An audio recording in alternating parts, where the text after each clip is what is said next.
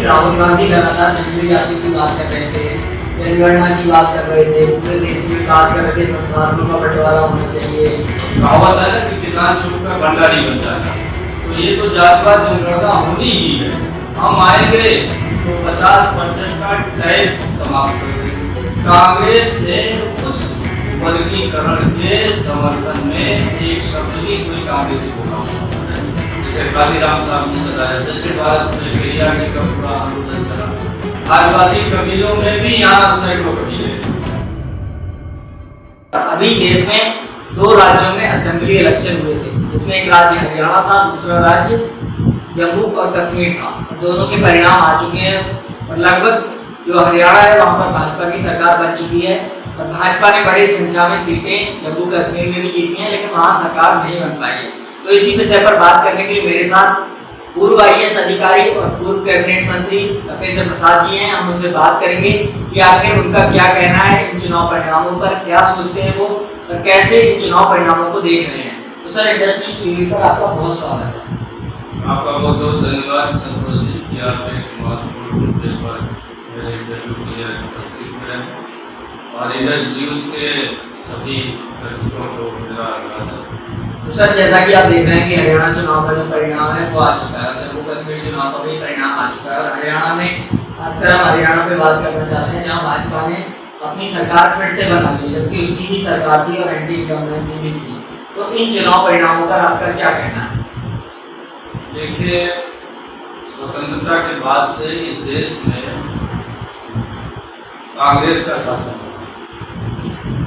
और कांग्रेस का जो निर्माण की प्रक्रिया है, अगर आप देखें 1885 से जब इसकी नींव रखी गई, पहले तो एक इस ढंग से इसकी रचना हुई थी कि अंग्रेजों से ये भारतीयों को उनका अपना शासन चलाने का कुछ अधिकार रिलैक्स करते जाएंगे, लेकिन धीरे धीरे ये एक बड़ी एक राजनीतिक मंच बनता गया और कालांतर में आप देखें कि इसी कांग्रेस ने अंग्रेजों के लिए भारत छोड़ो आंदोलन, भारत छोड़ो का नारा दिया, पूर्ण स्वराज के नारे लगे, बाद में पूर्ण स्वतंत्रता का नारा लगा इसी कांग्रेस। और जो कांग्रेस की निर्माण प्रक्रिया है, पूरे इतिहास का अध्ययन करें तो कांग्रेस न किसी एक राजा महाराजा, न किसी एक खानदान, न किसी एक व्यक्ति, न किसी एक जाति उससे विकसित नहीं हुई। कांग्रेस के विकास में इस पूरे देश की जो विविधता है वो प्रतिबिंबित होती है। कभी उत्तर का, कभी दक्षिण का, कभी पूर्व का, दक्षिण का, कभी मद्रास से, कभी बंगाल से, कभी महाराष्ट्र से, कभी गुजरात से, कभी उत्तर प्रदेश से, कभी हरियाणा से, पंजाब से, कभी आंध्र से। तो देश के विभिन्न क्षेत्रों से और विभिन्न धार्मिक समुदाय से, सामाजिक समुदाय से इसमें नेतृत्व करने वाले लोग आए और एक बड़ा आंदोलन जब खड़ा करना था, एक बड़ा संघर्ष के लिए एक बड़े प्लेटफॉर्म की जरूरत थी। तो उसी ढंग से एक सांगठनिक ढांचा जो कांग्रेस का खड़ा किया, तो वो किसी एक जात, परिवार, वर्ग, क्षेत्र से बना हुआ नहीं था, इसलिए तेजी से विकास हुआ। अगर आप पूरा अध्ययन करें तो पंजाब बिरादरी के राष्ट्रीय अध्यक्ष हुए, प्रदेश अध्यक्ष हुए और तमाम संगठनों में आए, बदलाव होता रहा। यानी जो हमारे देश के स्वतंत्रता संग्राम सेनानी थे, चाहे वो स्वतंत्र मंच से लड़े हों और चाहे कांग्रेस के मंच से लड़े, उनका एक ही नारा था कि जब देश आज़ाद होगा कि इस देश में डेमोक्रेटिक कंट्री होगी, मतलब लोकतांत्रिक संविधान होगा, लोकतांत्रिक शासन व्यवस्था होगी, लोकतांत्रिक समाज होगा, समतावादी समाज होगा, समाजवादी समाज होगा। यानी एक भारत कैसा होगा उसका भी उनके अंदर दृष्टि थी और वो दृष्टि का जो बेस था वो लोकतांत्रिक संगठन था। लेकिन दुर्भाग्य हुआ जब देश स्वतंत्र हुआ तो कांग्रेस एक परिवार की पार्टी में बस नेहरू खानदान की पार्टी, बीच बीच में कभी कभी दबाव आया या पराजय की स्थिति में या रिवाइवल की स्थिति में, तो एक जैसे वो एक मुखौटे की बात अन्य लोगों को भी राष्ट्रीय अध्यक्ष कभी कभी बना दिया गया। लेकिन वो राष्ट्रीय अध्यक्ष नेहरू परिवार के औला से बाहर न निकल सकते थे और न निकल भी नहीं सकते थे, क्योंकि जैसे खड़गे जी, तो खड़गे जी नाम मात्र को राष्ट्रीय अध्यक्ष, भाई निर्णय कहाँ होता है ना कि ये निर्णय हाईकमान को सौंपा जाएगा, और ये देश का जरा सा भी पढ़ा लिखा आदमी है, राजनीतिक रूप से जागरूक आदमी है, तो जानता है कि हाईकमान माने कांग्रेस में है। हाईकमान माने सोनिया गांधी, राहुल गांधी और प्रियंका गांधी, ये तीन हाईकमान है। तो जब पार्टी एक खानदान में सिमट गई तो उसके विरुद्ध व्यापक आंदोलन चला, लोहिया जी का पूरा आंदोलन, काशीराम जी का पूरा आंदोलन, ये सब बीजेपी के विरुद्ध नहीं था। उस समय तो बीजेपी का अस्तित्व ही नहीं था। ये कांग्रेस में लोकतंत्र नहीं है, कांग्रेस में सामंतवाद है, कांग्रेस में पूंजीवाद है, कांग्रेस में परिवारवाद है, कांग्रेस जमींदारों की पार्टी है, राजाओं महाराजाओं की पार्टी है, सामंतों की पार्टी है।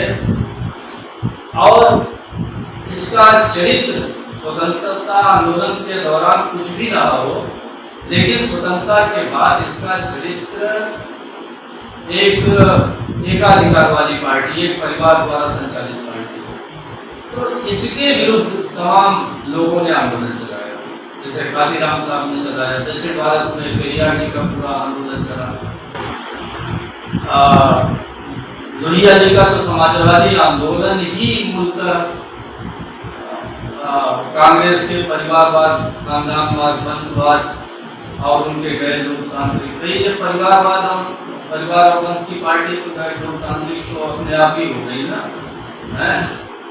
क्योंकि आदमी कितना भी दम भरे कि हम बड़े लोकतांत्रिक हैं, अगर एक ही आदमी लगातार नेतृत्व किसी का कर रहा है, वो भी भारत जैसे देश में, क्योंकि भारत तो विविधता का देश है ना, यहाँ एकरूपता नहीं, न धार्मिक एकरूपता है, न सामाजिक एकरूपता है, किसी प्रकार की एकरूपता नहीं है। तो इतनी विविधता, जहाँ भाषा की विविधता हो, सांस्कृतिक विविधता हो, वेशभूषा की विविधता हो, खानपान की हो, धर्म की हो, जातियों की हो, इवन आदिवासी कबीलों में भी यहाँ सैकड़ों कबीले, और हर कबीले के अपने अपने कुछ विशेषताएं, अपनी कुछ बातें, उनका कुछ क्षेत्र। तो ऐसे विविधतापूर्ण देश में लोकतांत्रिक व्यवस्था जो सोची गई थी वो बेस्ट सूटेड व्यवस्था थी, यानी सर्वाधिक अनुकूल व्यवस्था थी, जिसका कि कांग्रेस ने स्वतंत्रता के बाद गला घोटा। तो कांग्रेस के विरुद्ध सब लोग उठ खड़े, और उनमें जो ये आंदोलन चले वो ज़्यादातर शोषित समाज, जिसमें ओबीसी, एससी और एसटी समाज के लोग थे, हाँ, उनको जागरूक किया गया, उनको नामजद किया गया कि भाई ये वंचित जातियाँ हैं, ये सामाजिक और आर्थिक शैक्षणिक रूप से ही नहीं वंचित है, बल्कि राजनीतिक रूप से भी वंचित है। और भारतीय संविधान की प्रस्तावना में ही कहा गया है कि हम 3 प्रकार की आपको सामाजिक न्याय देंगे, सामाजिक न्याय, आर्थिक न्याय और राजनीतिक न्याय। राजनीतिक न्याय पर चर्चा नहीं होती है, और यही राजनीतिक न्याय लोकतंत्र का फाउंडेशन है। तो कांग्रेस ने राजनीतिक न्याय नहीं कर दिया। अगर एक खानदान चला रहा है, राजे महाराजे, वही सब लोग सामंत लोग चला रहे थे, विद्रोह हुआ, तो उस विद्रोह में तमाम इस ढंग से पार्टियां आई, लेकिन दुर्भाग्य रहा कि वो भी उसी रास्ते पर चली गई। तो जो ये हरियाणा का चुनाव रहा, हुआ ये कि जब लोहिया जी का आंदोलन चला, या बहुजनवाद का आंदोलन चला, या परिवार का आंदोलन चला, तो ये एक व्यापक सामाजिक समीकरण की बात कहकर के आंदोलन हुआ। जैसे लोहिया जी ने क्या कहा, पिछड़े पावे 100 में 60, तो पिछड़े 100 में 60 पावे, तो यहाँ हुआ कि एक ही पिछड़ी जात 100 में 100 पाए। अब तो यही परिभाषा हो गई ना कि एक ही जात पाए 100 में सब यानी उसी जात का राष्ट्रीय अध्यक्ष, उसी जात का जब पार्टी सत्ता में आई मुख्यमंत्री। आप बताइए उत्तर प्रदेश में जब भी सपा की सरकार आएगी मुख्यमंत्री कौन होगा? और चाहे जो कोई प्रेडिक्शन आप कर सके न कर सके, कौन मंत्री होगा, किसको टिकट मिलेगा, कौन एमपी बनेगा, आप नहीं प्रेडिक्शन कर सकते। लेकिन एक बात का प्रेडिक्शन हो सकता है कि चीफ मिनिस्टर कौन होगा।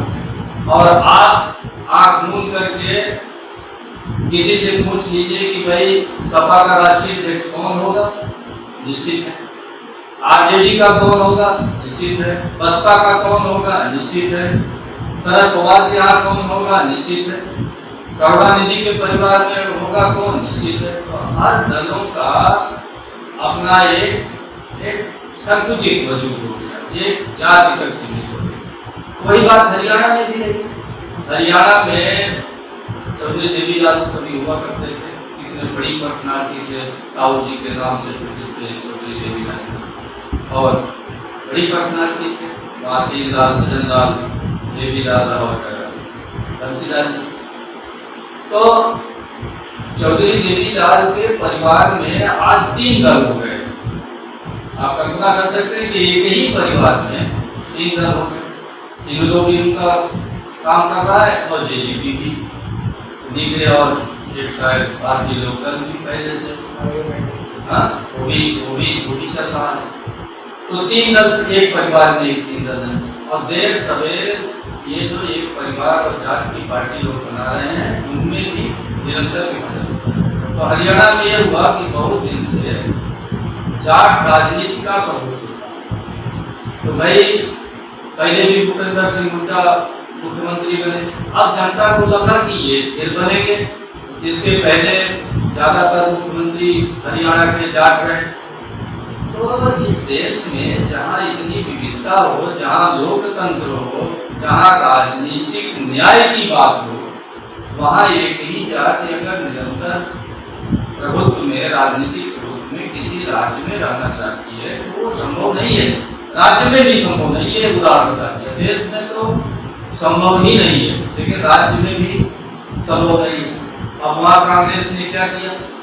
भाई हरियाणा में अब जैसे कहा जाता है कि जाट के विरुद्ध ओबीसी का बंद हो गया, यानी जाट ओबीसी नहीं है। मतलब जाट उत्तर प्रदेश में तो जाट ओबीसी में है, लेकिन वहाँ जाट ओबीसी में नहीं है।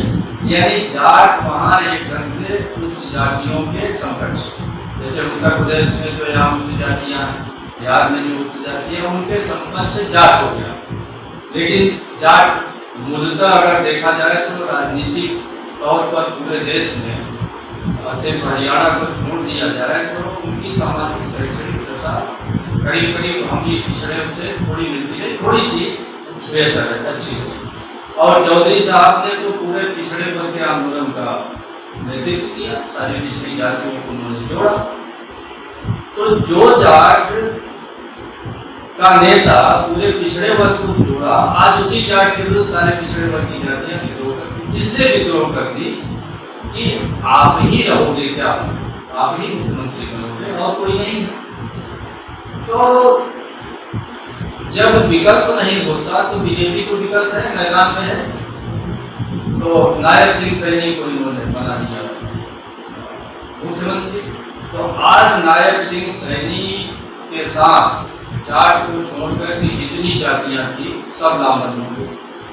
और चूंकि जाट वहाँ आर्थिक रूप से, सामाजिक तौर पर, नौकरियों में भी सब जगह दिखाई देता है, मुखर है। हाँ, बड़े बड़े पूंजीपति भी हैं गुड़गांव में, बड़े बड़े जो बिल्डर हैं ज़्यादातर जाट। तो संसाधन संपन्न जो जातियां हैं वो मुखरित ज़्यादा होती है, मुखर ज़्यादा होती है। उनका एक हलचल राजनीतिक सामाजिक क्षेत्र में होता है। लेकिन भाई सब कुछ तो वही नहीं है ना, 100% आबादी उन्हीं की तो नहीं है। जैसे कहते हैं हरियाणा में जाट 20%, चलो 20% ही मान लिया, तो 80% तो गैर जाट है ना। तो वो 80% में तमाम ऐसे होंगे जो इस जाट राजनीति का खुलकर विरोध कर रहे होंगे कि भाई क्या बार बार जाटी हो। तमाम ऐसे भी होंगी जातियां कि भाई इनसे कौन पंगा ले, गांव-गांव में इन्हीं के बीच रहना है, कौन पंगा ले? तो वहाँ तो पंगा न लेने के कारण, इनके सामाजिक, आर्थिक, राजनीतिक प्रभुत्व के कारण वो जातियां मौन रही। और हो सकता है कि सर्वे में ये भी बताया हो कि भैया हम तो इन्हीं को मतलब वोट दे दिए, लेकिन वास्तव में उन लोगों ने एक साइलेंट रिवॉल्यूशन किया। और उस साइलेंट रिवॉल्यूशन में जैसा मैंने कहा कि जाट को अगर मान भी लिया जाए 20% है, तो मुझे आंकड़ा नहीं पता कितना है कि नहीं है, अगर 20% मान भी लिया जाए तो 80% तो गैर जाट है ना।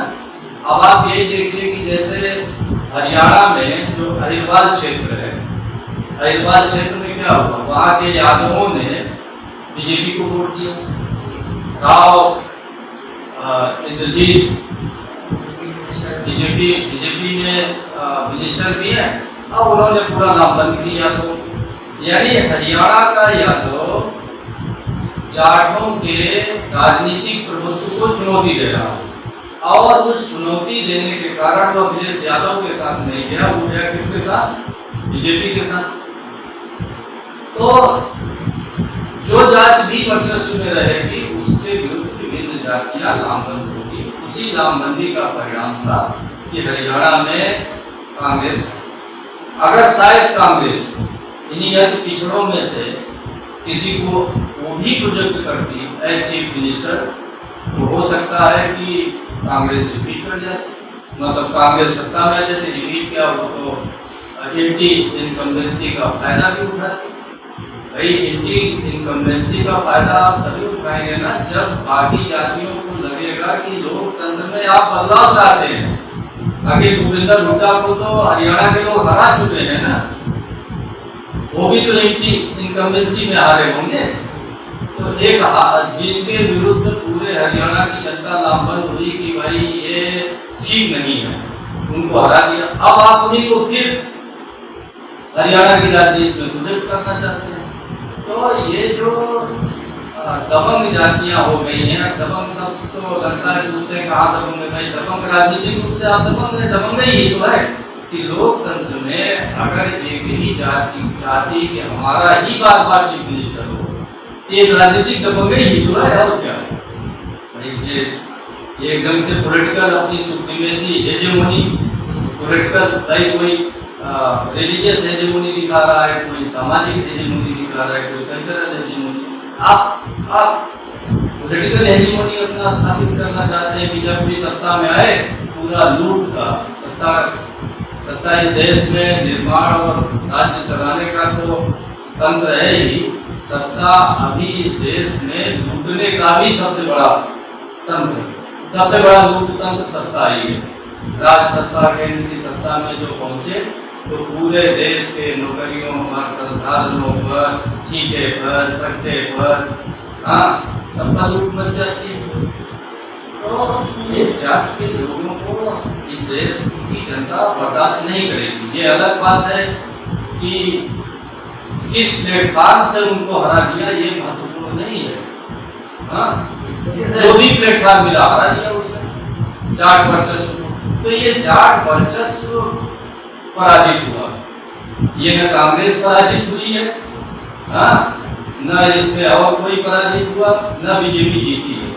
आप ये समझिए कि जाट के राजनीतिक वर्चस्व के विरुद्ध मौन रिवॉल्यूशन था, और उसी रिवॉल्यूशन का परिणाम था। एक और बात सर आती है कि एंटी इनकम्बेंसी भी थी। दूसरी बात ये थी कि राहुल गांधी लगातार पिछड़ी जातियों की बात कर रहे थे, जनगणना की बात कर रहे थे, पूरे देश में बात कर रहे थे संसाधनों का बंटवारा होना चाहिए, जमीन का बंटवारा होना चाहिए, बहुत सारी बातें राहुल गांधी कर रहे थे, जिससे लग रहा था कि ओबीसी जातियां, पिछड़ी जातियां, अति पिछड़ी जातियां जो है कांग्रेस को वोट देंगी। कांग्रेस मान के चल रही थी कि वो जीत रही है। तो आपको क्यों लगता है कि ओबीसी जातियों ने फिर भी कांग्रेस को वोट नहीं दिया, लगातार वो उनके मुद्दे भी उठा रही थी? तो इसके क्या कारण है? देखिए, एक होता है भविष्य का सपना और एक होता है तत्काल वास्तविकता। उनको तत्काल एक नायब सिंह सैनी मुख्यमंत्री मिल रहा है और आप भविष्य का ख्वाब दिखा रहे हैं। और सबसे बड़ी बात कि इन्होंने जातिवार जनगणना की बात की, वही होनी चाहिए। और देश समेत जातिवार जनगणना होगी, ये देश की आवश्यकता है, उसको बीजेपी भी मान रही है, आरएसएस भी मान रही है, बाकी सब लोग मान रहे हैं। और जो चीज होनी ही है, तो जैसे वो लोग कहावत है ना कि किसान छुप कर भंडारी बन जाना, तो ये तो जातिवार जनगणना होनी ही है। अब इसको चाहे आप कह दीजिए कि देखिए मैं इतना दबाव डालूंगा कि बीजेपी को जातिवार जनगणना करानी पड़ेगी, वो तो करानी ही पड़ेगी, क्या वो तो करेंगे ही। दूसरे ये दो मुद्दे इन्होंने दिए पिछड़े वर्ग के आरक्षण का। ये दिया कि हम आरक्षण समाप्त नहीं होने देंगे, तो आरक्षण भाई बीजेपी भी बोल चुकी है कि आरएसएस भी बोल चुका है कि जब तक ये वर्ग चाहेगा जिनके लिए आरक्षण हुआ है उनके चाह पर्यंत, उनकी इच्छा पर्यंत ये आरक्षण करेगा, वो भी बोल चुके हैं। एक मुद्दा इन्होंने दिया कि हम आएंगे तो 50% का टैक्स समाप्त कर देंगे। तो 50% का टैक्स जब आओगे तब आप समाप्त करोगे ना, ये तो भविष्य का सपना होगा ना। वर्तमान में राजनीति क्या है? वर्तमान में राजनीति ये है कि पूरे देश में चंद जातियां ही दलित पिछड़ों की पूरे आरक्षण को हजम किए जा रही हैं। तो आरक्षण तो इस देश में सभी को प्रतिनिधित्व देने की एक व्यवस्था है, प्रतिनिधि ये नौकरी देने की व्यवस्था नहीं है, रोजी रोटी की व्यवस्था, प्रतिनिधित्व की व्यवस्था। तो प्रतिनिधित्व जब तक सारे वर्गों तक नहीं पहुंचे तब तक वो प्रतिनिधित्व को और सब डिवीजन करने में क्या दिक्कत है? 11-12 राज्यों में पिछड़े वर्ग का आरक्षण का सब डिवीजन है।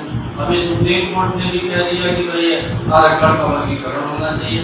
कांग्रेस ने उस वर्गीकरण के समर्थन में एक शब्द भी कोई कांग्रेसी बोला होता है? राहुल गांधी बोले हो कि भाई नहीं सुप्रीम कोर्ट, बल्कि विरोध किया इन्होंने।